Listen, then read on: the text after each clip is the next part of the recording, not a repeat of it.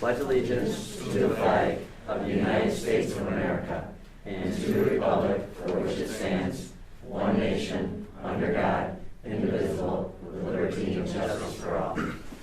Welcome and happy Tuesday night. We have a couple of presentations on the docket for this evening. SCI, PGA, you guys are up first. Mike, PJ. We don't have anything sideshow-wise. As far as our capital project, we've made progress in the last month, more progress in the last month at the elementary school. Our doors, permanent doors and hardware is scheduled for middle of December to show up, and we'll be getting those on as soon as they show up. We're working through some more issues with the hardware for your aluminum storefront entrances. Hopefully have that resolved by tomorrow. Then we can get that on order. We're gonna have to go with a different style or a different manufacturer. And that's only 2 to 3 weeks out maximum. So once we drop the hammer tomorrow, I would say within the next month, we could be putting all the aluminum storefronts on and making it really, tying everything in and making it look sharp. Kitchen's complete, operational, cafeterias, operational, not complete. Won't be complete till over the summer when we can do the terrazzo in there. The only reason we're not doing it right now is because of the lingering odor that it creates. And it's very time consuming. It's not something that can be done in a week's time during a break. Plans, we are actually at the bus garage right now working on the 2 bathrooms. Tile in there should be complete this Friday. Put the plumber in there, do his fixtures. They should be up and operational roughly, I would say right after Thanksgiving. Then we still have a little work to do in the break room and Josh's office over there. Some flooring, painting, some millwork. That'll be ongoing. We also have a generator, emergency generator, that'll be coming in. What was the date on that, if I remember correctly? Sometime in December? Yeah, near the end of December, beginning of January. We're already roughing in for that, so that when it does come in, it's a quick tie-in. We also have some trench drains and catch basins to put inside where the buses park. And we've talked this through, we're gonna take one bay at a time and do them so that we don't tear up the whole thing and you can't use it throughout the winter. Hopes are starting March 1st over here with all the main office work and that front entry, getting all the abatement done with the caulk around the windows so that when they come in, they're ready to go. And that's really about it. Site work is complete, 99.9%. We're just waiting on, tomorrow should bake 100%, as long as the nets and posts come for the tennis course. Other than that, the rest of the site work's 100% complete. Thank you for the lights. Oh, we still have the one issue, but it's not an issue because we have lights back there, so. Yeah. But that'll be corrected over a break. On your monthly report, your schedule, doors and frames, all had a completed date that's come and passed, but it said it was 50% done. So are we still waiting for doors and frames, or are they completed and just the percentage? Frames are in. That'd be the frames. We're waiting for the doors and hardware to come. Okay. The actual slabs and the hardware. All right, so because the date for the completion of doors and frames had already came and passed, so that shows Yep. that it's done. So, I think really one of the things that, big thing for me is as we start to transition over here, is that I hope we're looking at stuff, a lot of these things like doors and stuff like that, I think we've worked around and that's understandable. But I would say definitely going into next year, I hope that we're really looking at material, making sure we have it before we do things, because big things like the the kitchen, you know, that's something that really hugely affected our kids. Right. The lights in the parking lot, that's one of the major safety things for us, I feel. Which I understand you couldn't have gotten the site work done, you know, and you had the lights, but I hope that we're really looking at that stuff before we ramp into next year, and that we're not going to have those types of setbacks that, you know, are going to affect the students as much. And that's all the reason why we're trying to start earlier. Right, and I think This that's, is very time consuming. we have enough lead time that your vendors should be, you know, you guys should be going to them saying, hey, you need to make sure you've got materials now on order. We've already mentioned that to all your prime contractors. They're not our vendors. All we do is oversee this. Well, your contractors are your vendors, so it's your job to make sure that your Right, contractors are working right, with their exactly. vendors. So you So guys need we've to be talking already- to your guys. We've already been hammering the hardware package. The way I know a hardware package in all my past years is the hardware, when they order it, they want to send everything. So now, this building included. The door slabs, we picked the color, I don't know, I think it was I guess 2 weeks just to, ago. just to tie that in, we really appreciate the board members, coming early and doing the walkthroughs, and we have been pushing for material selections. The reason for that is exactly what you're saying. We're trying to get all that done now, Right. so that when we're pushing them and telling them, they can't come back and go, well, we still need your sign off on this. We want to send it back saying, this is what we want, this is how we want it. We have been flexible on materials because of that. So you're seeing hardware changes to a different vendor, some different materials, based on, we're pounding them, they're pounding the contractors, and the contractors coming back going, look, we've said this, but I got another vendor that can do it. So we're taking the time to look at them quickly, make sure that we're still getting, first of all, the quality, the materials, everything the way we want it, and then trying to move those along, so. Yeah, and I think given the times that we live in, things like that are acceptable, and we understand you gotta work around those, but stuff like the cafeteria and the setback that was, and, those are the things that I think we need to be proactive on, and making sure that does not happen throughout the rest of the project. And we actually started hammering on them near the end of summer for everything that's gonna be happening here. Right. Yeah, and that's really what needs to be done. When can we expect to see the main entrance of the elementary school become functional so that we can start utilizing that space as we have in the past? Well, if we can get this hardware all set, 2 to 3 weeks, they'll be on site and wrapping it up. So I would say 2 to 3 weeks, January 1st in that area. Okay, so following winter break, we can expect to possibly start using that. Okay. And was there any setbacks from the water main breaks? No. Okay. No. The kids will say no. They'll say they had a wonderful day, Friday off, nice 3-day weekend. That's right. It was disheartening to get all the way here and oh, they're closed. Mm-hmm. The only negative is the patch in the middle of that new pavement. Sure. Yeah, true. That's a good point. Mm-hmm. Breaks my heart when I see it. It's just like they put in a road and then they're back a week later and they're cutting a patch in there and. I will say, going through the walkthrough, the kitchen does look great. It's amazing to see the transformation in just that area. It looks so much more efficient than it once did. Can't believe some of the redesign in there.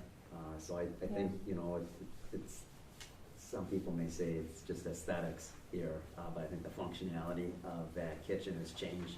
I also think the functionality of the main office over there is completely different. I think before it was just boxes, and now you can see a line of communication from one end to the next, which you didn't have. Lynn was in isolation and couldn't tell what was going on. And it's true though, I think, Lynn, I believe. I think, there's, with the conference room there now, it provides some opportunities perhaps to, instead of always coming over here for certain meetings, maybe even CSE meetings, they could be held down there, and it could be more functionality, more functional for the elementary and less time lost coming over here for those meetings. I think the nurse's office is top notch. I don't think you're gonna see a lot of those around here that are quite like that. I think one of the things that, you know, there's a lot of talk around the community about still is parking. And could we maybe demystify some of the misconceptions that we have about parking? Because one of the things people are saying, if there's not enough parking here and we have way less spots. There are more spots, now I don't know the exact number, I'll send it over to John, but there are, and not a tremendous amount more, but there are more spots today than there were when we started the project. It's redistributed. You know, we put them relative to different areas to alleviate the sea of asphalt we had up front. So those spots that were out there are now, some of them are at the elementary school, some of them are on the side. A big chunk of them are pushed out behind the back towards your athletic entrance. So they're here on site, they're just redistributed.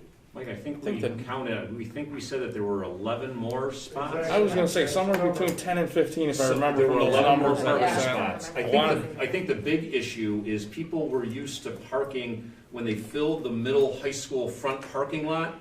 They just parked more so in that sea of asphalt area. They parked where the old basketball hoops were. Now that's all grass. All of that parking is now really taken up on the other side of the elementary where the bus loop is.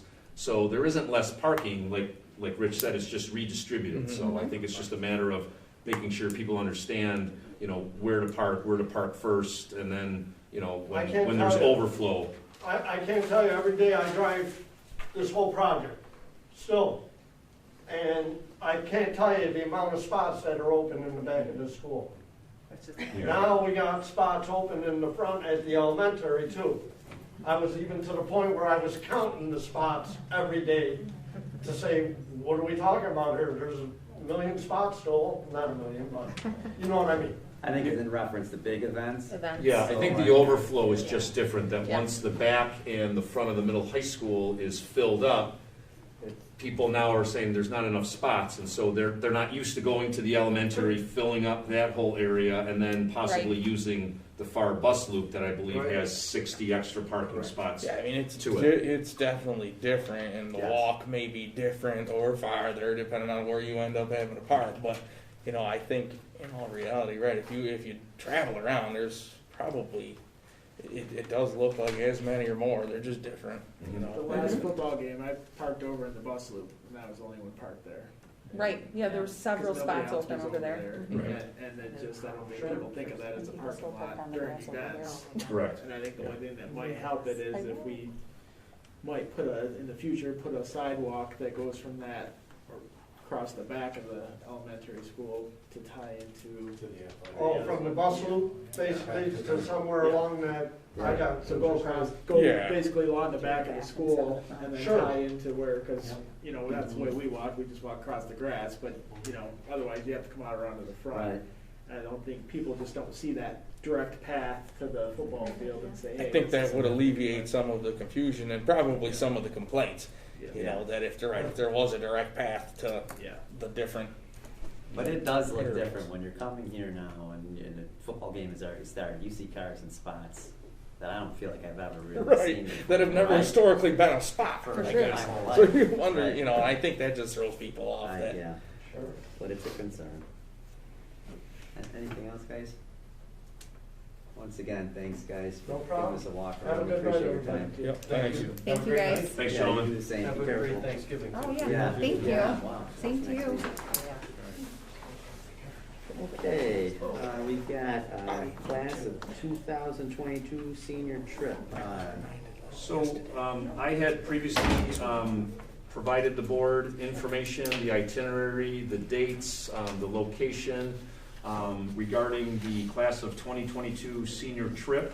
I think you had time to review it. I know Katie Hilchey is here with the advisors, basically to answer any questions that you have. I thought that they did a really nice job in explaining, you know, what they intend to do, the cost. I know insurance, and you know there might be some questions regarding the travel to where they want to go, but Katie and the students are here to answer any of your questions. Good evening. How are you guys? Hi, guys. Good. Why San Antonio? Holy cow! I read you had a nice write-up, but what draws you to there? It's warm. Anywhere. Just to catch you up to speed, if you're not familiar with how we choose senior class trips and how it's done, obviously it's been a couple years Yep. since one has taken place. We asked the kids, what do you want to do? Think about a place you want to go that can provide that educational piece, but would also give us an opportunity to experience something as a class, someplace that you want to go. And we surveyed the kids, and they came back with San Antonio as their number one choice, looking at things they've learned throughout their time here, whether it be the Alamo and some of the rich history that they learned about, experiencing Texas, and the Riverwalk in San Antonio. So they came back with that. They had some other options as well. They chose Disney and Boston, and we put a survey out and surveyed the class as a whole, and they came back with their first choice of San Antonio. So here we are, pitching it to you all. So it looks like the numbers that you guys gave us, that there's 31 that are paying, 3 that are for free, and does that represent, like, how close is that? How many kids are in the class? So actually the class of 2022 is a little bit of a smaller class Right. than what we've seen. So we have 54 Okay, students in the class of 2022. so that's 34 out of 50 then. That's a better number than I thought it was gonna be, Katie. And then there's a term quad in there. It says quad, and I'm just not that smart. What does that mean? Oh, come on, don't cut yourself short. So quad is the number of 4 students per room. Per room, okay, so for 4 students, it's $1,100, is that, do I have that right? Per student. It's 1,100. Per It's student, 1,100 yes, per yeah, student. that would make better Yeah. sense. That would- Does that include the airfare or is that That, airfare does, extra? that price right there does include an airfare estimate. So we are going to plan to fly Southwest for lots of reasons, but we really love the way they work with educational tour companies, and their luggage check is included, which is huge. So that is an airfare estimate. Their airfare actually opens up on December 8th for our trip dates. So that is just a good faith estimate. And then there's insurance that you could purchase as well. Is that, I can't remember if it was mandatory purchase of insurance. We I guess will it- require insurance, with the world that we live in today. It would be irresponsible of us to not require the students to purchase trip insurance. And it's a cancel for any reason insurance. So it's probably gonna be about $60 per student Sure. for the insurance.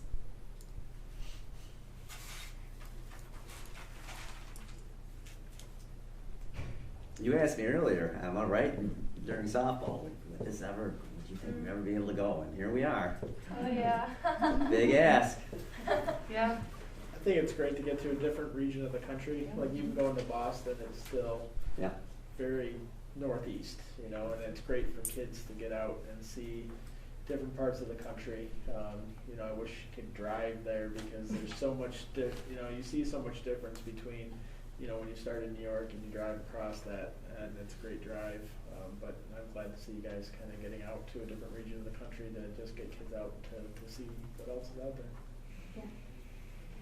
We're excited. Anyone else? So the trip pricing, I just have a quick question on that. It says 1,100, that's per kiddo, and then it says below that optional not included is the airfare. So are we looking at 1,700 per kid with airfare? So what I did, Maria, is when I sent this out to you guys and put this together, I included the airfare in that price. Just to Gotcha. make it easier for you guys to Okay. go through. So yes, it does say the faith estimate, that's included in that 1,100. That's a really Yeah, I think price. it's a pretty decent price. Really great price.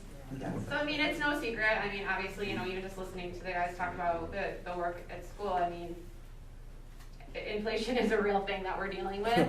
So, we will be responsible. We want you to understand that we're not going to ask anything of our families that we don't feel is is responsible. So, you know, if those airfare prices come out and it's obviously like astronomical to go, let's go back to the drawing board, and then we would be back here standing in front of you explaining, you know, hey, this is what happened. We do feel really confident with the travel agent that we're working with, and we are getting group pricing, so that does help. So when you go on the Southwest website and you're looking at prices, it's going to look a little different than what we would pay, because we are getting group rates. Of the kids that aren't going, did anybody ask those kids why they're not going? I feel like that's a loaded question. Well, I my think- fear is like, so it's great that we've got 3 kids that are going that aren't paying.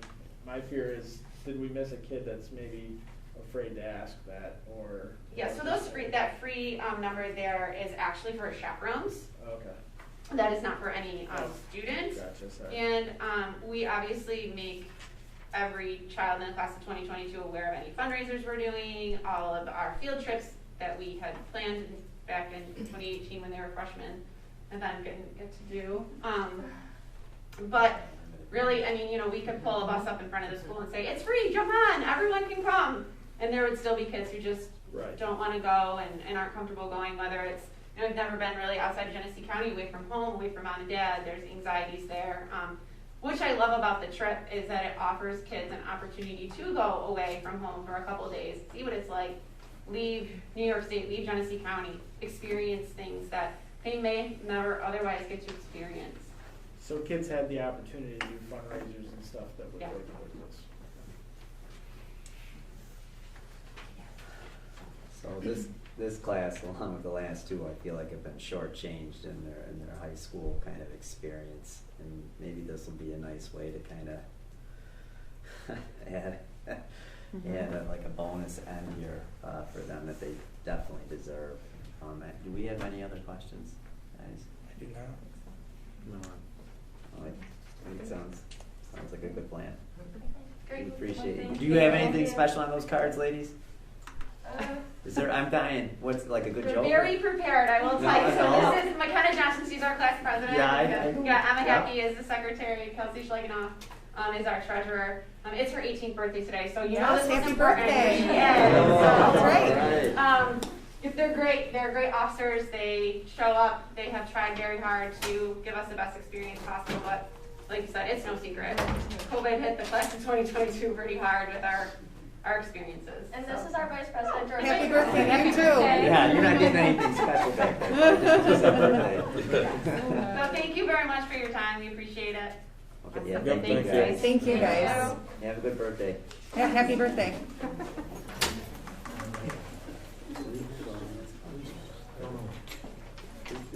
I don't see anyone from, from the Lions Club here tonight? I think I might be answering their questions for them. Wow. well, all right, Mrs. Gaylor. Okay. Many hats. Double duty, double Many duty. hats. Yeah. So later on in the board agenda, we received a donation of some elementary school playground equipment for one of the courtyards. I do believe each individual piece of equipment was listed. If not, I can get that to you, but yeah, I just want to thank the Lions Club for that donation. It'll go to good use. Yeah, they worked with me and some of the teachers, the EPK kindergarten teachers, on like what would they want to see in the courtyards. The courtyards have been an underutilized space for us for so long. When you sub for kindergarten, I lovingly say it's like herding cats the first couple months. So taking them outside to a playground is terrifying because they all run in opposite directions. So the courtyard really gives them that peace of mind, that comfortability, but the bathrooms are right there. So our courtyards have been pretty boring, and they're not a fun, inviting place to go out and read a book or even do some artwork. So it's really trying to spend some time and money to spice up that environment for them, and identifying appropriate kid size climbing, for the little tykes kind of stuff is what Lions Club is focusing on for us.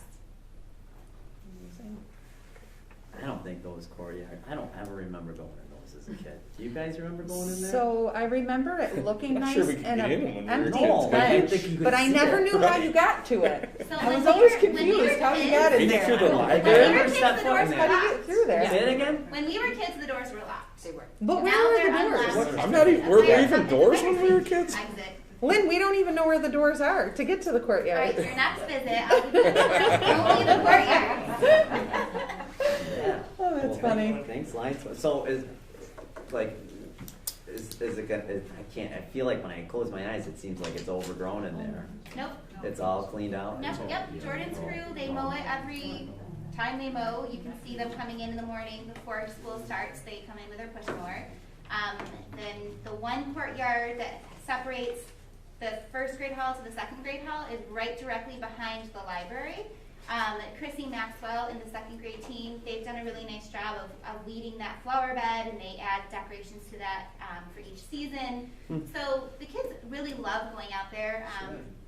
You'll see different therapies outside, you'll see reading teachers and math teachers, you'll see them doing playtime. So they want to use it for a variety of things, so we're just adding to enhance it. That's great. That's great. Who's cleaning the sand out of all the shoes?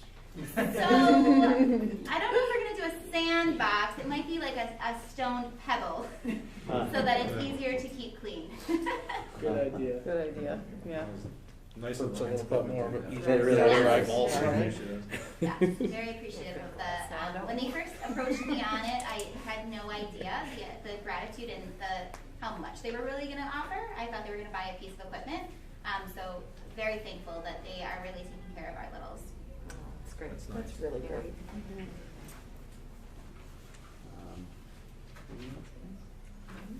Mr. Peterson, update on. Yeah, I wanted to talk about the student support system. There's been a lot of letters that have been sent home, some communications that have been sent home. I presented, gosh, it was like a longer time ago, but I guess it was September, it was maybe August. This was something that we did that was new. Back then, we talked about the concept of it and looking at it from a different point of view, and I talked then about my philosophy and what some of the suggestions that people had for what we needed to do versus what I thought we could do. And the spin on it was here's what it could be, here's what it shouldn't be.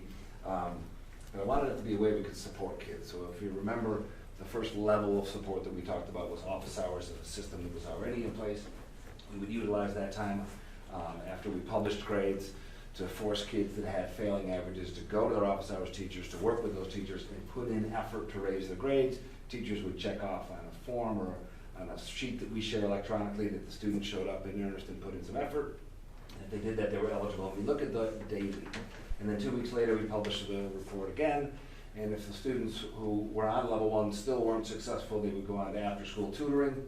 And we broke it up by math and science on Mondays and Wednesdays, and ELA, social studies, Spanish on Tuesdays and Thursdays. So after 2 weeks of the office hours, if that didn't work, they would go after school and get some tutoring. And then 2 weeks later, when we published it again, if they still were failing, we'd ask them to come in for academic support. We'd mandate that they came in for academic support. And either they would get their grades up to passing, or the marking period would end, and then the system resets itself. So as we sit at the 10-week mark and report cards have been out, I wanted to share some of the data, I wanted to reflect on the process to see where we're at, and really ask ourselves what we can do to do more of what's working and improve what we might need to improve on to make it better. It is a work in progress. So I'm presenting data here from the marking period, the last 4 years, not including this year. So after 10 weeks, you can see what's in red there. Last year there were 129 failed courses. The year before that there was just over 100. I think it was 113. We dipped just below 100, and then that 100 failed courses seemed to be about the norm. Last year was a bit high. This year, after 10 weeks, we're at 18. Wow. So it's a 86% improvement from last year, but it's a jaw-dropping improvement in the number of courses that are failed. And I think that's data worth sharing, and it really gets exciting when you project it over the course of the year and you see what's in blue. There could be some pretty historic lows here when it comes to failed courses by marking period. And at the end of the year, if we're really on this pace, we could see less than 15 kids with a failed course, which is remarkable. And we're not going to get ahead of ourselves too much, but it is a good start that we're off to. And I think as you look at the data alone, there's room for optimism. But we have to reflect on the whole process and make sure that we stay on top of it. When you think about what's working, the thing that comes to my mind is the teachers. They are working harder than they ever have. They are putting in every effort they have into making it successful, and they've truly been rock stars. They're chasing kids down during office hours. They're communicating with each other during office hours. They're calling home. They're making sure that no kid falls through the cracks, and the kids that do, the 18 kids who have failed, I mean, that has not been without effort on behalf of the teachers. They have been beating down doors and coming home and checking in with these kids. So that's working, obviously. The communication, I think, is better across the board. I'll talk a little bit more about that in a second. And I think students themselves are getting it. They hear, one kid said to me, hey, what's going on? Failing a class. Why does everyone care? And I thought, yes, that's the idea. We all do. And they're getting it from a lot of different angles. They're hearing it from their parents. They're hearing it from the teachers. They're hearing it from staff members. You know, and I think that's been a big part of the positive message, that we're here to support you. And then I wanted to reflect on the whole process. So I reached out to some teachers. I sent a survey out just to ask them, you know, what's working, what can we do better? Generally speaking, and these are in general terms, I think teachers want parents to engage. They want parents to check grades. We do have the tools and the technology. You know, if parents are checking grades more often, if they're reaching out to us proactively, I think that helps the teachers. It makes their job easier. And then teachers also would like admin to make sure that we continue to support teachers throughout the process here, to add tutors where necessary. It is getting a little crowded in the library on some days, and we're kicking around the ideas of adding more adults, if for no other reason, just to, you know, there's a tracking process that we use to track the work that's owed and work that is done and who was there. So they want us to support them as teachers. They want parents to check in and be proactive. And I think those are logical requests. That's good feedback. You know, I asked the teachers what's working, and some of the quotes here, I won't read them to you. I think this kind of echoes how I feel too. I mean, overall I do, and I am very pleased with it. It is working well. It's not perfect, but it's a good start. And you know, the words accountability get thrown around a lot. I think there's a step in the right direction here for holding kids accountable, for empowering them to be really in control of their own destiny when it comes to eligibility. And then also, you know, what can we do better? You know, like I said, it's not perfect. And these are logical, I think, comments after 10 weeks that we'll seek to get better at. So I think that generally speaking, from a teacher point of view, it's working, and we'll continue to reflect on it and get better. Parents, same thing. They're more laser focused in the responses I got from parents. Parents want to be communicated with. It is getting better, but they want clear communication. They want it to be consistent. And I asked them to rate us. How are we doing? How are teachers doing? How are counselors doing? How's the admin doing? And I think the feedback is great. The average score is 3.9 out of 5. I'll take it. It's not perfect, but it's good. We are getting better, and they've said that. You know, the comments reflect that we are getting better, and to me that's key. When we're all talking, the kids, they're going to know that we're not going to put up with mediocrity and fail the courses. But the fact that it's getting better is a good start. They want it to continue. They want all teachers to do it. To call home, they want all staff to call home that has a stake in these kids' future. So we're going to keep getting better at that, but we're off to a good start. And I like the last line there. You know, this is what schools should do. This is what we're about. We're about support and love, and that's, I think, what we're starting to build here. I'm proud to be a part of it. So it's something that's off to a good start. So I'll present to you probably quarterly, and let's hope that the second quarter, that's a good improvement. So 86% stuff to people, we're going to try. That's it. Any questions that you have for me? How have you seen the interaction between this and kids that might be in sports? Has that gone smoothly as well? Yeah, there has not been a lot of kids we've had to say you can't go to practice today. There have been a couple that couldn't go as spectators, but I don't know if the athletes are just now being more aware because their coaches are communicating this too. Like I said, they're getting it from a lot of different levels. So the athletes haven't showed up on our radar as ineligible. That's a good thing. That's what we want. Yeah, I've seen definitely the kids that are involved in activities are aware of this and what the potential is, and I think it kind of keeps them a little more focused. Yeah, as that's well. what we want. Done that. Just show up and try hard, and that'll take care of it.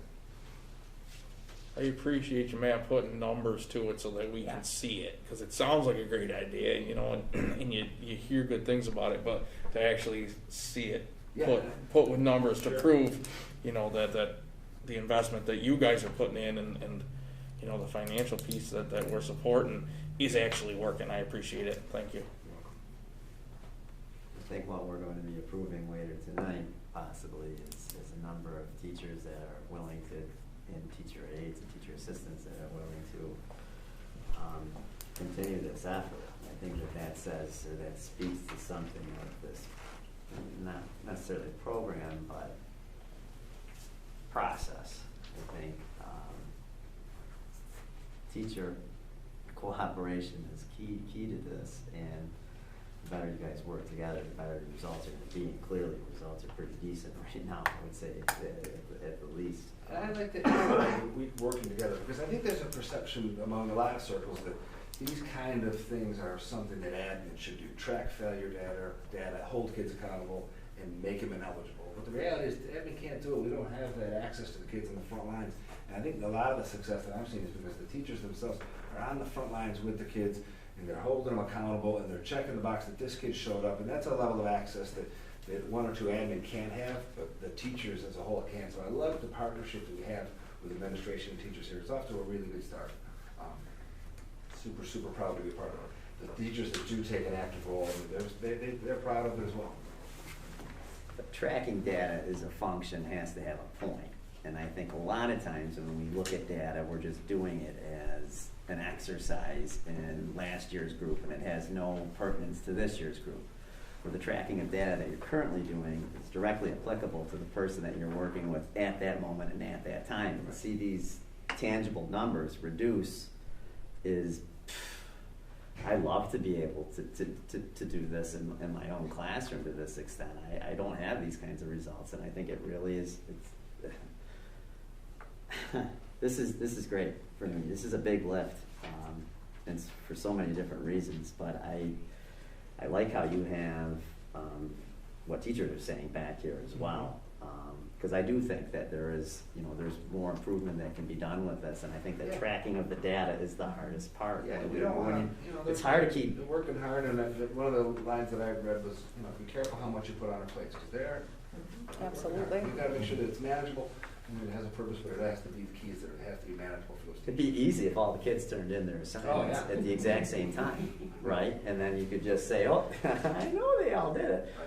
It's another thing when you've got 5 that did it today, 6 tomorrow, and 7 the next. That becomes very cumbersome, and keep everybody on the same page is tough. So to have somebody else helping them track it, I think it's huge, and it's just going to keep that number down. And you see the communication between parents, teachers, and kids. It's really how it should be done. I'm inspired by it. I see it every day. The teachers talking to each other and listening back, and here's what Johnny owes me. And it's really great. Yeah. We're talking education here. I love it. Yeah, I'll report after the second report as well. Great. Thank you. Thanks, Mr. Pearson. And teachers. Okay. That's it for presentations tonight. On the minutes, be it resolved that the minutes of the October 19th, 2021 meeting be approved. Can I get a motion? So moved. Second? Second. All in favor? Aye. Motion passes. Okay, visitors requests. Mrs. Fisher, do we have any visitors requests tonight?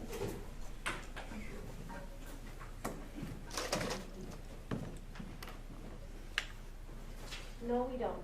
Okay, thanks, Mrs. Fisher. Okay, treasurer's reports, approval of warrants here, sorry. Be it resolved that after an audit of the bills, payment of October 13th, 2021 and October 27th, 2021, warrants and internal claims and audit reports be approved. Can I get a motion? So moved. Can I get a second?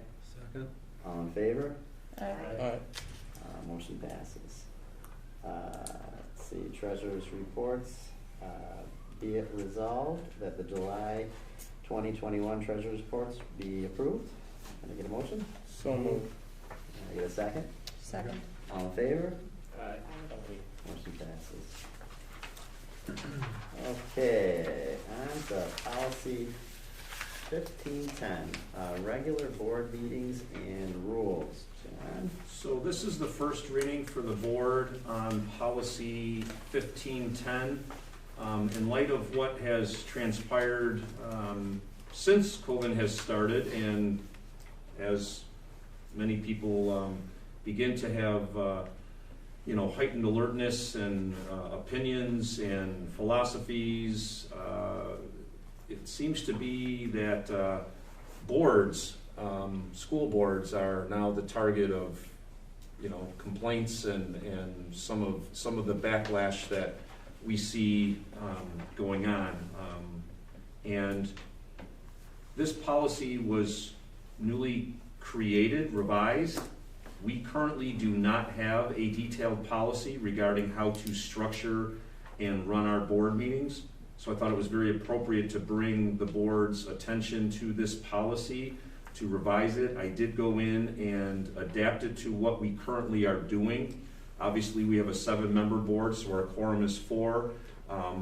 We do follow, Robert's rules of meetings, and we do offer up a public session for our community, but really it just more so outlines how board meetings should function, and really just puts in place a structure to keep our board meetings business, and to make sure that people understand the business of the board is done in public, but it's not necessarily for the public, and to make sure that, we, if times get rough, maintain the order and people have some sort of guidelines and rules to follow. So this is your first reading.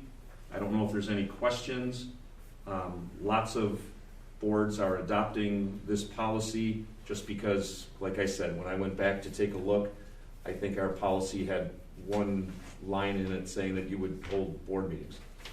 It's old, and again, I don't think this policy, if we weren't in the times that we were in, is very important, but I think it is appropriate to have one at this time. So, Jackie and I, it was pretty perfect timing, I thought, last night. Attended, what is it, Dan?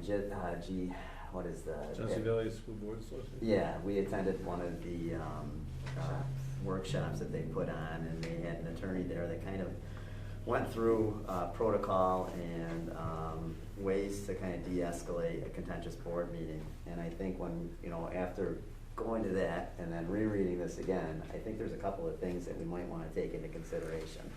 And jump in, Jackie, anytime that you've got something here. No, as far as that I'm missing, I don't. No, you're good. Yeah. So one of the things that we have in this policy is that visitors can only speak to agenda items. I think it would be something that we should think about, that they can include non-agenda items as well. I don't want to restrict conversation. If somebody has something to speak in regards to our school district, I think they should have the opportunity to speak. So that's just an idea that I have there. The other thing that I thought as well is that that was advised is that to have a sign up 24 hours prior to the meeting. I think that that's something that we might want to take into consideration. Maybe it's something that we have on our website, that somebody could just log on to the website, sign up, or they can contract our district clerk to do that. It's not an absolute that we have to do, but it just might be something that might be helpful for us, just to be more aware of what's kind of coming our way, because again, we don't have all day, every day to get ready for these meetings. And I don't know about you, but I'm not looking to have 100 people here talking to me about something that I'm not prepared for. We try our best to prepare for these meetings. And I also think that we need to be very clear about our code of conduct. That what happens in the classroom, code of conduct that students and teachers we expect and administrators to follow, we're going to expect to happen in this boardroom as well. So I think we need to have an updated statement that whoever the board president is at the time is going to read prior to any meeting, just to remind people this is what a board meeting looks like. This isn't a fun time with your community. Business has to occur, and the people in the audience, they have the opportunity to view, but they don't necessarily have the right to participate. And that's what a board meeting is at the end of the day. We're supposed to represent the public, and we're going to do it to the best of our ability until someone chooses not to vote for us again, if that so happens. So those are just some of my ideas, Jackie. I don't know if I represented that meeting well or not. That's fine. Yeah. Okay. So what I'll do, Justin, is I'll add in about the visitors can speak to agenda items or non-agenda items. I can discuss with you further about the sign up, how that would look Sure. like 24 hours in advance. And I'm not saying that to reduce the number of people that are gonna have the opportunity to speak. I do think that we have to be respectful of everybody's time, and maybe we have a 30-minute window. We could divide that 30-minute up, 15 agenda, 15 non-agenda, or something along those lines, but also be cognizant of the fact that if there's 30 people here and they all wanna say the same thing, we don't necessarily wanna hear the same thing over and over and over again from 30 different people in that 30-minute time period. And then my thoughts on the board code of conduct is we do have an updated letter that people are supposed to read when they sign in and they want to talk to the board. Maybe that is just something you read before each and every board meeting. I can look at that and Clear update that for you. expectations, right, get better results. Sounds good. What was the reasoning behind having the 24-hour window to sign up to speak in front of the board prior? To better anticipate and vet the people that are speaking, because one of the things that the lawyer referred to is that, and I can't necessarily believe it's gonna happen here in Oakfield, but it's happening, is that people from out of the village, even out of the state are signing up, and they're not actually members of the community. And I think that But that's. still, that's not gonna stop anybody from coming in the night of the meeting to sign up either. I mean, that's still gonna happen, it's still gonna. What if it's done the night before, you could vet the list a little bit. You can vet the list a little bit. Yeah. Okay, so that's Basically what primarily. it's, to be honest with you, yeah, because I mean, like, obviously, for the most part, I can vet most of the people in here just by a quick visual, and there's a few newies here that I welcome you, but you've been vetted in a different way, I'm pretty sure, but I think that's the reason why, Dan, and as he said it, I cringed. I really did, I'm like, ooh, I don't know if I don't want that 24 hours. I'm just suggesting it right now as something to think about. That's what I'm saying, because watching it, what goes on out there, there's organized groups, right? And they're not necessarily gonna sign up 24 hours in advance, because they know that's why, so they're gonna show up the night of the meeting Exactly. and do what they've done. So. And not to go off down a crazy road here, Dan, I mean, there is some extremes that he was speaking to as well. He was also speaking of an exit plan that the board would have, and he was talking about barriers that you would set up between the audience and the board itself. No, that was true. And then there's a script that the board president should read if there seems like there was an escalation. And I don't know if we have to get to that extent, but like he really laid it out, and I felt like that was one measure that wasn't too obtrusive.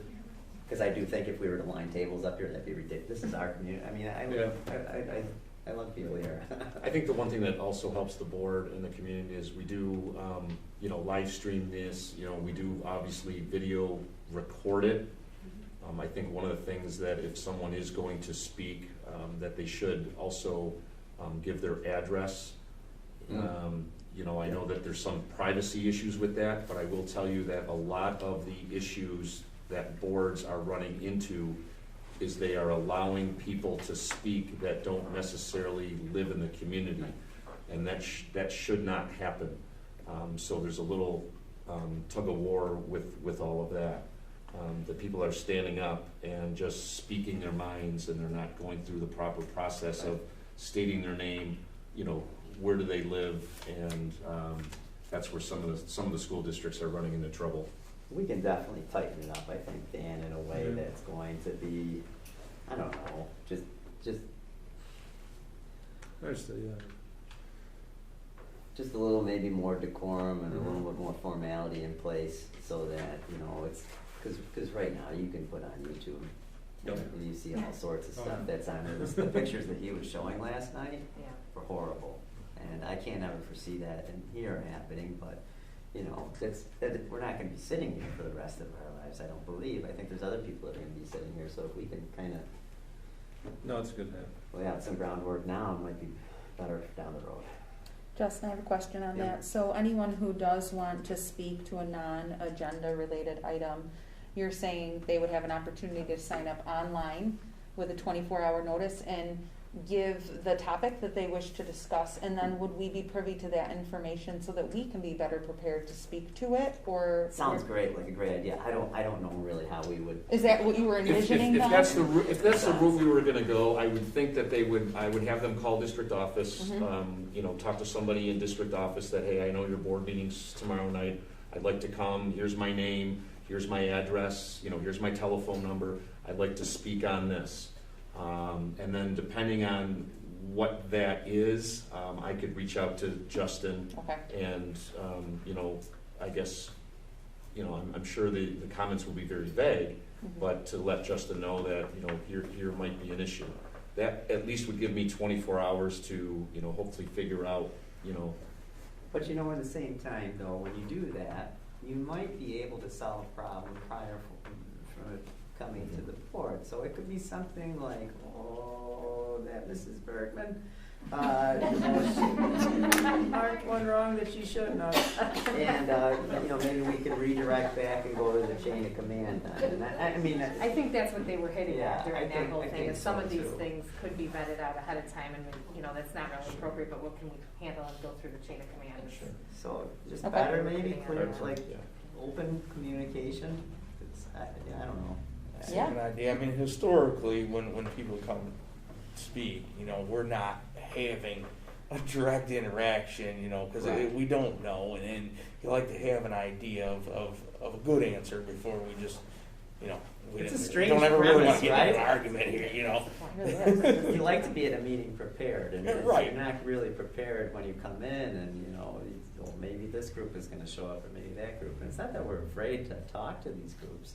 We want to listen, but then be able to do it in a way that I think we're informed and we can do something. And it's productive in Yeah. the end Right. for both the people that come in and us. I mean, I know, you know, people don't want to come in and talk if they don't think anything is ever going to come of it. Correct. And Oh, yeah, you know, right. And for us to have no idea of what, you know, people are coming in, it starts the whole process off on the wrong foot. You know, if we have an idea and then.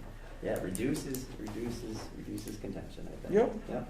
And I do want to thank the Oakfield-Alabama community for calling us, for being open and honest, and I strive to make sure that you know, you are heard, that you are listened to, and that we do what's best for our community. So thank you for being that way.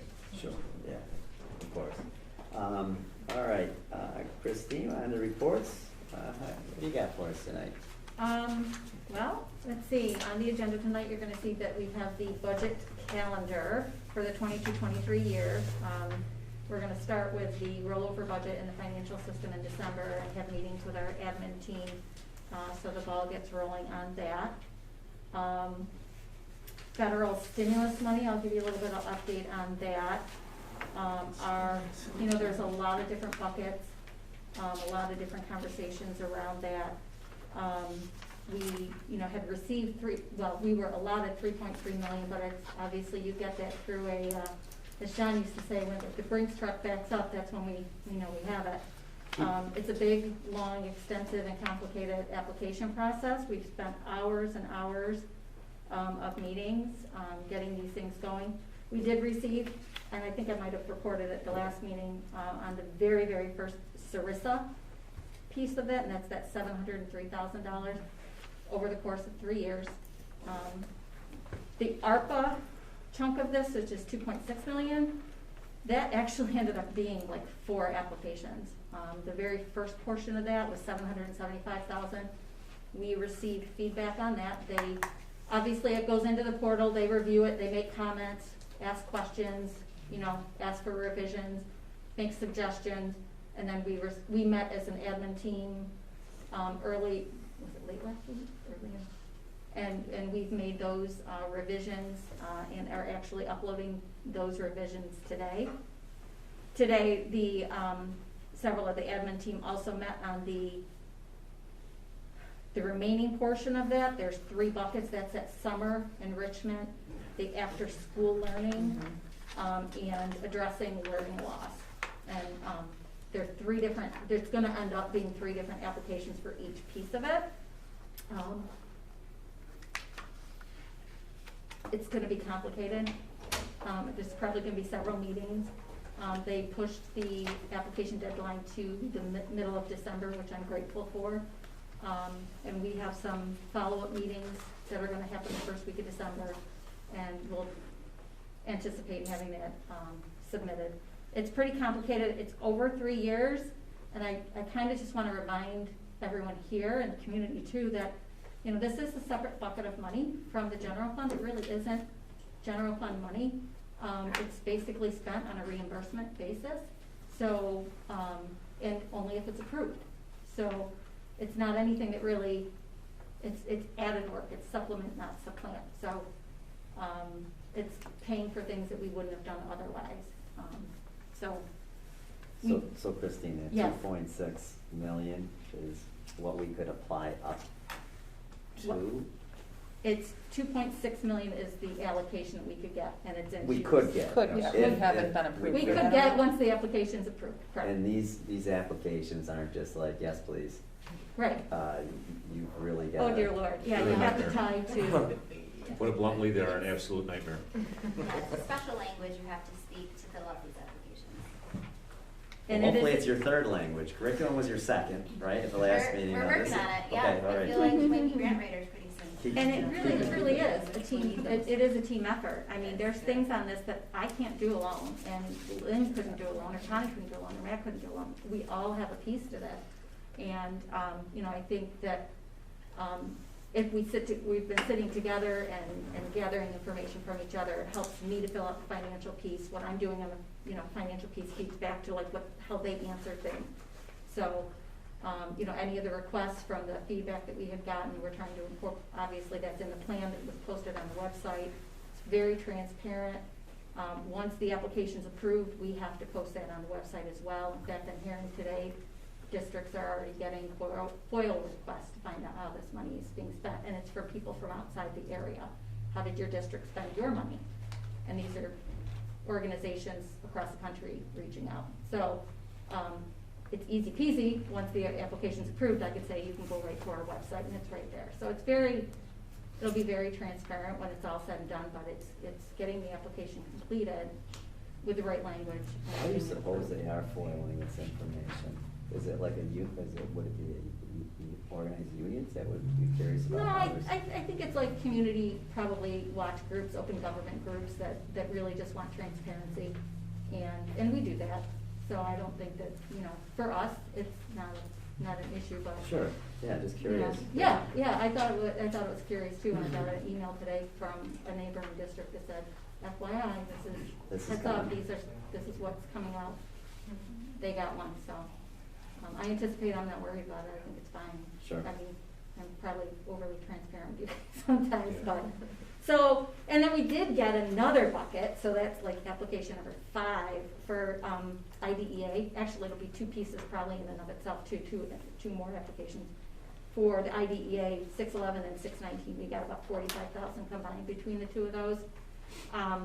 The thoughts are, to use that for other, we have, unexpected tuition for students that were mandated, that we were mandated to give services to beyond their years, that we can't get state aid on through BOCES, and we have no other bucket to pay for that. So we have an unexpected tuition expense for a student this year. I think this will cover it. So, but when we get the guidance, they have not come out with the guidance for this. So I'm kind of glad they can put that off to January. Let's get the other one done first, so. That's the federal stimulus money.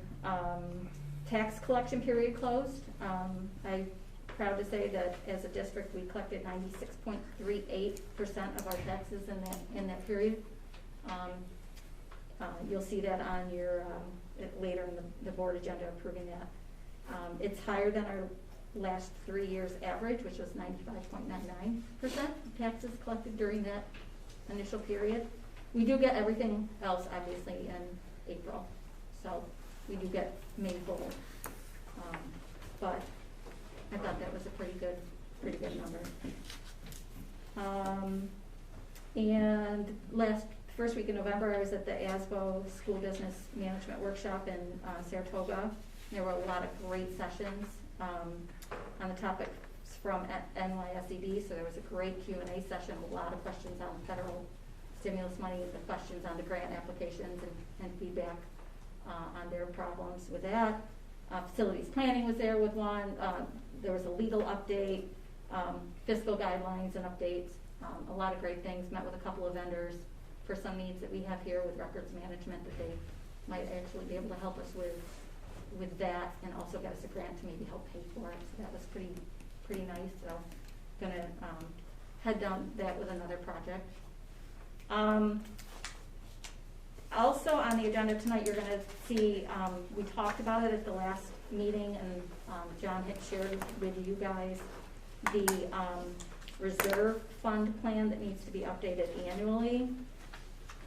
I don't know if you wanna go through anything on that, but overall, our fund balance last year, our reserves, were down about 900,000, but net, but that's a combination of what we used and then what we were able to put back in.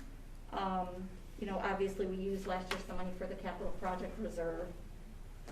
And we did have fund balance at the end of the year driven by revenues that we weren't anticipating, and the fact that we were conservative with our budget because we didn't know if we were gonna experience that 20% in aid cut. So the combination of the two, we had a good fund balance, to be able to put money back into the reserves. So we put that fund balance, we split it, Christine, is that right? Between Correct. TRS Yep. and then capital Yep. reserve? So the TRS reserve, that's a new reserve that was Right. approved the We approved it prior last year. year. Right, it was approved the prior year. You can only put 2% of the annual salaries for your instructional or TRS eligible salaries into that reserve to help pay, like say in a future year when we needed to tap into that to help pay the TRS invoice, we could do that. So this is our first year funding that, so that we funded that with $130,000. Is so that, I don't know, is that 2% of? that's 2% is 6.6 million, our annual Okay. salaries. Okay, Correct. all right. Okay? Yeah, And so then- we're not even close. Oh, no, I To remember. 2%. Okay. Our annual invoice is probably about 10% of it, so maybe Okay. 670. Okay, The capital reserve, we were able to put 870 into that, which is good. It's a brand new reserve. We Right. exhausted the last one and expired yeah, it. because that's zeroed out. right? Correct, and last year, during the budget vote, it was approved to create a new capital reserve to start building for the next capital project down the road, because that will help fund that, get that going. So this gives us a decent start on that, and there are, already, capital project and facility planning, it's kind of like a rolling process. Sure. We might be in the middle of a capital project, but we're already talking about the next one. So you need to have a plan in place for that. And our capital projects are only 10% aided, so you wanna have money in that reserve to cover that, or, I'm sorry, are 90% aided. You need to have money in a reserve for 10%. Give you a heart attack. Sorry. This will cover this would cover your 10% that's not aided. So, and that's the goal with those types of reserves.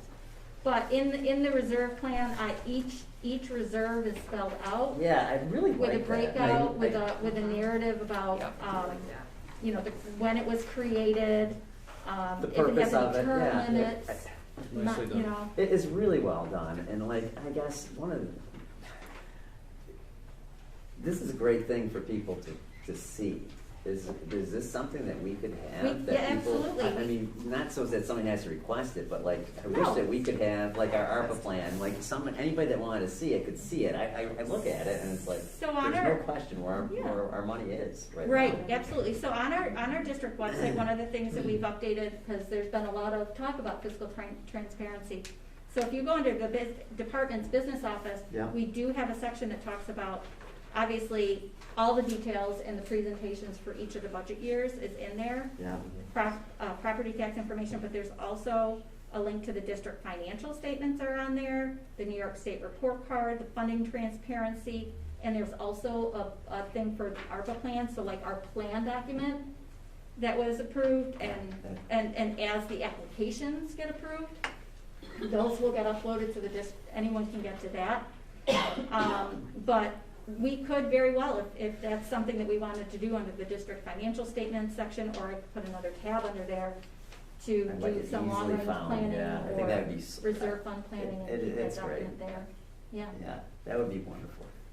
it's, I do, one of the things I do find, especially as a fairly new business official, I do go to other districts' websites and take a look to see, gee, has somebody else done this before, right? And I don't know the answer to that. I know it's not done in my school, and I don't know. Not all districts Yeah. do, and that's the frustrating thing. Like, if I go to someone's website and I wanna know information, it should be easy to find. Easily. There So should I'm be a trying, form. I'm trying very hard, at least from our side of things, like today I added a section on the FOIL request.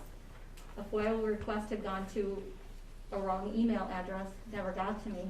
Today the guy sent it to John, and I never got it. Or an appeal process. Oh, wow. And I Yeah, said, yeah. "Are you aware of this?" Yeah. I wrote back and said, They sent it to the wrong email address, addressed it to the wrong person, and as soon as, John replied, he said, here you go, here's the right person, send it here. So I created under community a link today, public access to records describes it, and it says who to send it to, so it's right there. And it's easy to find, it's not buried, you don't have to do a search to find it, it's there. Good. So, and that is one of the things the state comptroller is looking at, is transparency on districts' websites. So I'm wanna make sure that we're prepared for that audit, but also it's the right thing to do. Thanks, Christine. You're welcome. John? I have some great news to share with the board and the community. Last weekend, we had 2 cross-country runners qualify for states. Connor DeMoy finished 7th place, and Logan Clark finished 39th place. That is that's just awesome. Keep in mind that Connor's a sophomore and Logan's a freshman, so I look forward to, I look forward to them really doing well over the next few years. But that is just amazing in itself. So congratulations to Connor and Logan. What a great way to represent OA, not only themselves but our community, and they did awesome. And as you know, our OAE football team are Section 5 Class D champions. So now we do play in the Far West Regionals. We do a sectional crossover, and we play Section 6 Randolph in Jamestown this Friday at 5 p.m. I will be heading down there, in the afternoon, hopefully with a lot of staff and student support. So continue on OAE. They're undefeated, and we beat Avon last weekend for the championship, and they just keep moving on. So keep the ball rolling, guys. That's awesome. This Friday, we will conduct our annual early dismissal drill. The middle high school students will be dismissed at 12. The elementary students will be dismissed at 1. Next week, school is only in session on Monday and Tuesday due to the Thanksgiving break. I do want to thank the town of Oakfield for their temporary lighting that we are still using out front of the elementary entrance. As you are aware from the capital project, the light poles and the lights were delayed, and obviously then, it was dark, but then the time change, it really created some issues even at night. So the town of Oakfield donated 2 of their light pole, portable light poles, and that we were able to light up part of our parking lots, so we could, avoid any safety issues there. I am happy to say that 90% actually 100% of the light poles are in. There's an issue out back with some of the wiring of the ones for the parking lot out back of the middle high school, but that should be resolved. And then we are 100% go for the lighting for the campus. It looks great. It looks very different because the lights don't shine up. It's straight down, but it looks really good. Winter sports season is in full effect as of yesterday. I know the board that was here early saw kids in the hallway and a lot of athletes. Too, Yeah. It smelled like winter sports. Experience out there.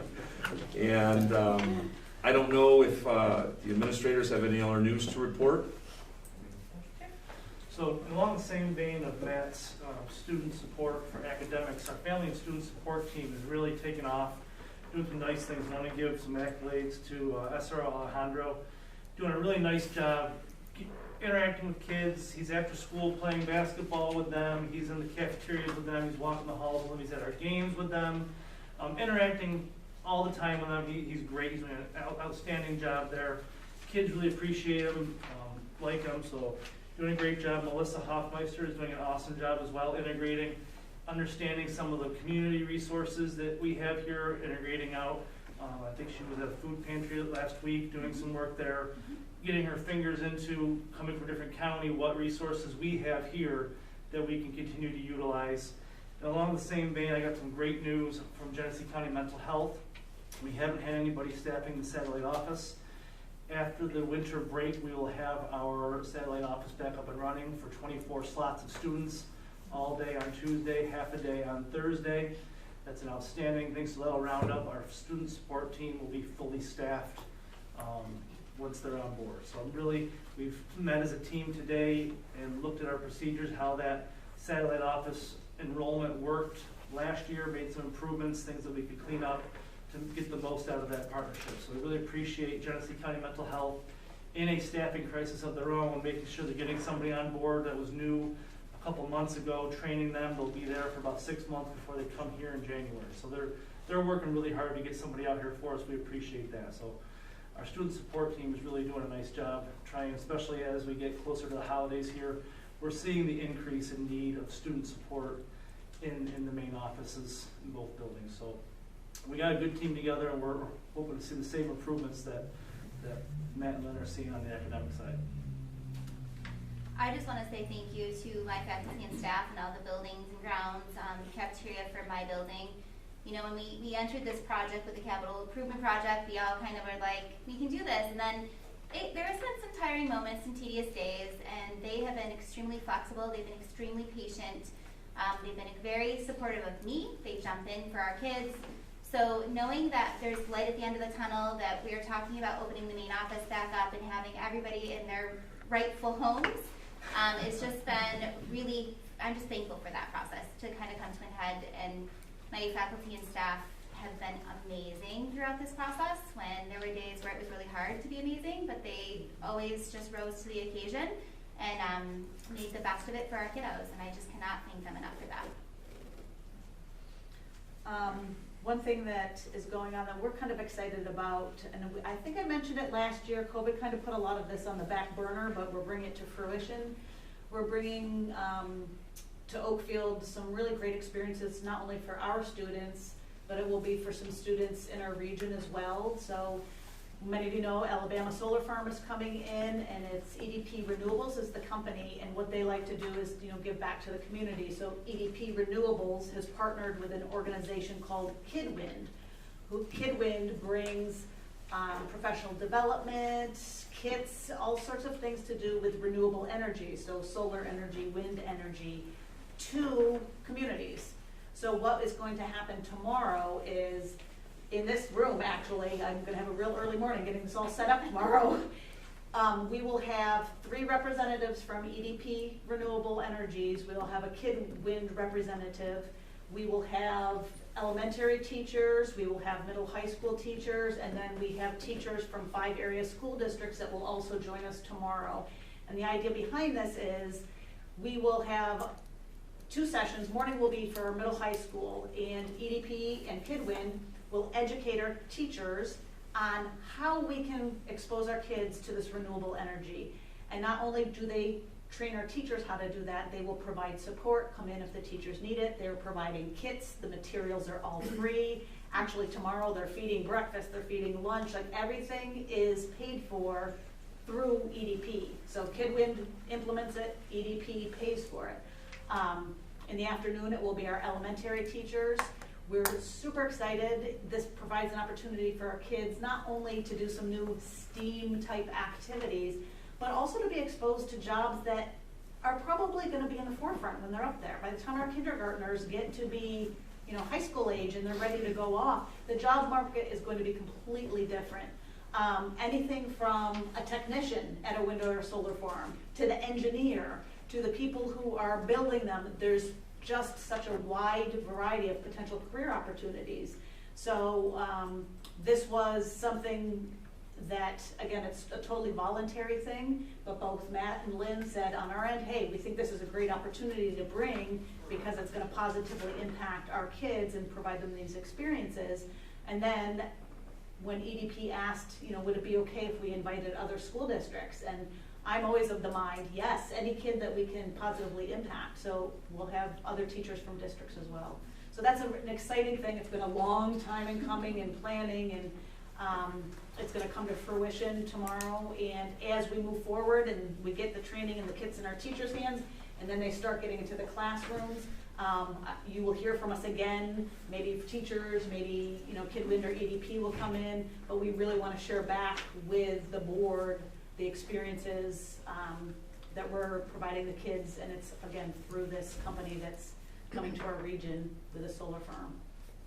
So we're excited about it. I think GCC just announced that they're doing a curriculum for solar technicians. Oh, really? There was one of the local colleges just announced it a couple weeks ago, so. So, I mean, this is gonna hand in hand, it's like the future for a lot of our kids. So it might be something, if they could get them interested in the future to participate in that as well.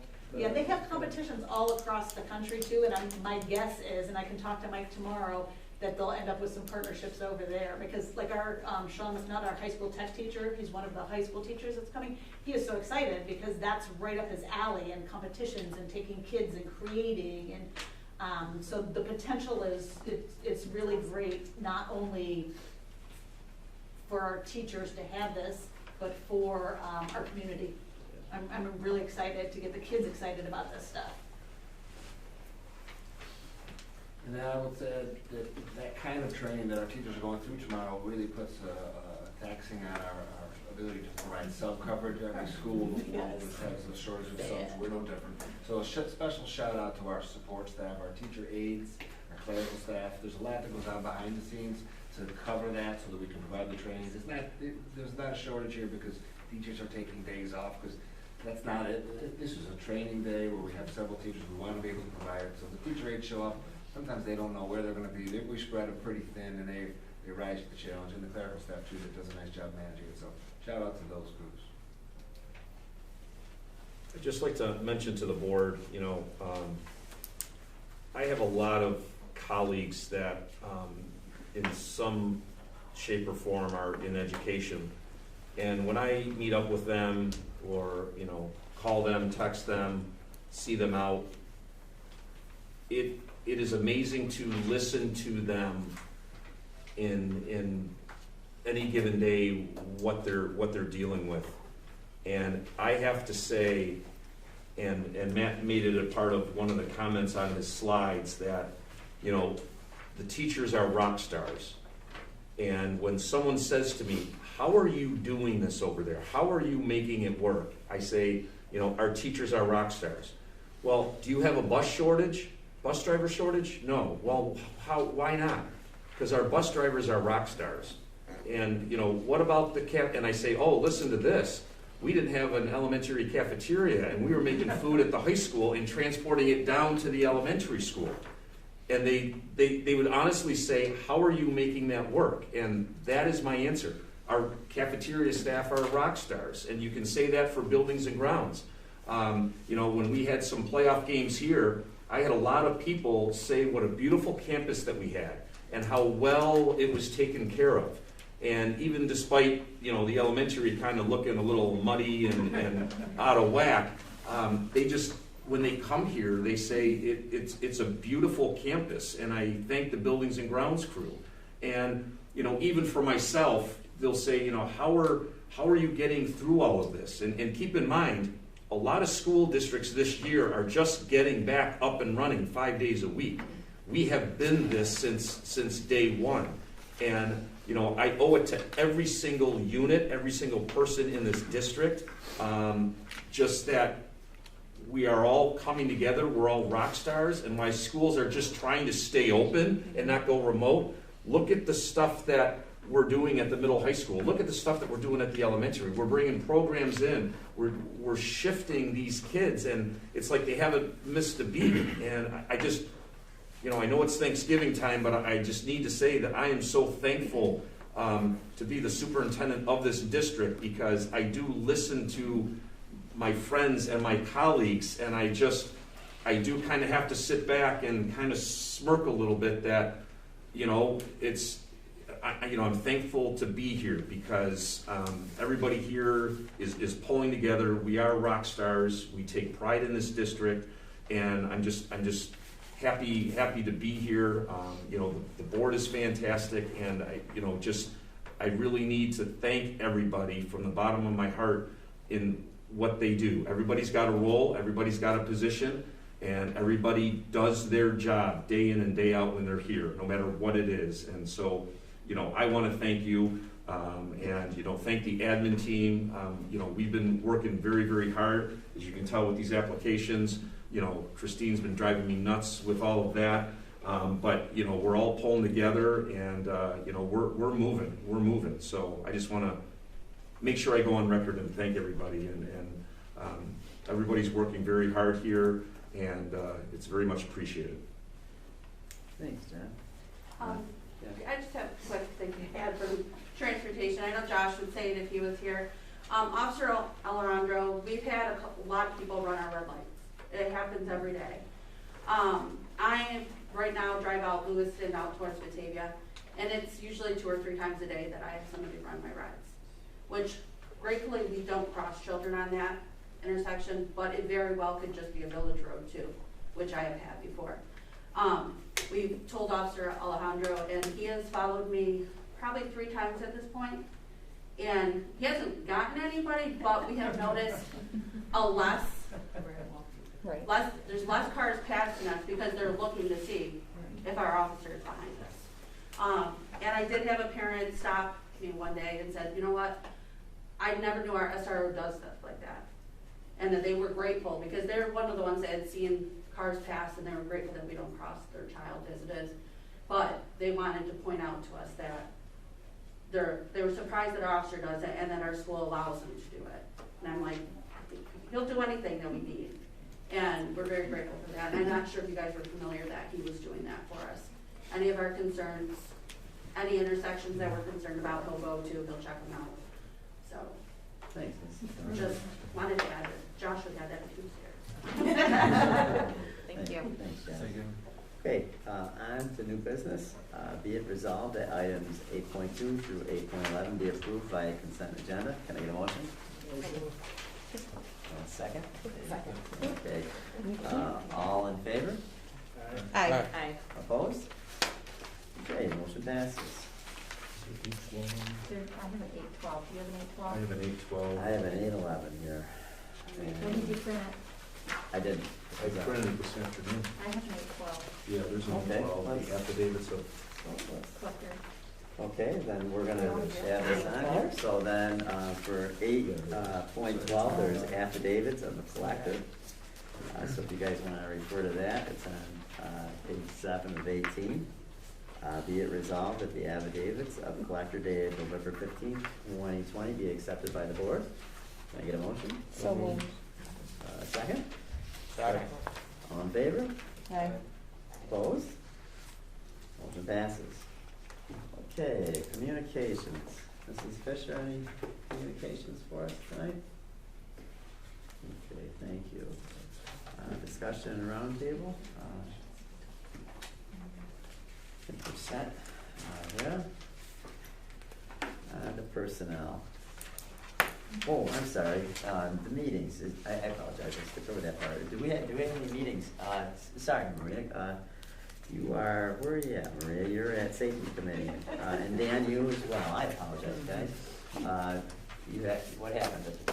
I think So Mr. Montroy is Sorry. speak on that. That's I okay. apologize. That's I'm all sorry. right. We had a good safety committee meeting, updates for capital project, talking about things that are upcoming that we're still looking at for the PA systems, for some of the blue lights, outline for capital project scheduling that we also heard tonight. So things are going well. We have some little things here and there that we want to look at in terms of some speed over on the side here, maybe some speed bumps, looking at those. Yeah. Our fire drills are done. We're working on our lockdowns. We have a good rollout for those 4. All of our plans have been uploaded where they need to go to the state police, to the New York State portal. So we're looking good for our safety committee meeting. Did I miss anything? I don't believe so. Dan? No, we covered it. Any other meetings? Okay, on to personnel. Be it resolved that items 11.2 through 11.17 be approved by consent agenda. Can I get a motion? Motion. Second? Second. All in favor? Aye. Opposed? Okay, motion passes. Okay, 11:18. Okay. This is a motion that's going to be approving the appointment of Hillary, oh gosh, where is Hillary here tonight? No, Ruck Dashel, to the position of .5 elementary special education teacher. And I just wanted to pull it out of the consent agenda just to welcome Hillary here tonight and say that we're very thankful to have her services. It's great to have an extra person as qualified as her here. So can I get a motion? So moved. Second? Second. All in favor? Aye. Opposed? Okay, motion passes. Congratulations, Hillary. I think she's been here for a while already, though, so it's gonna...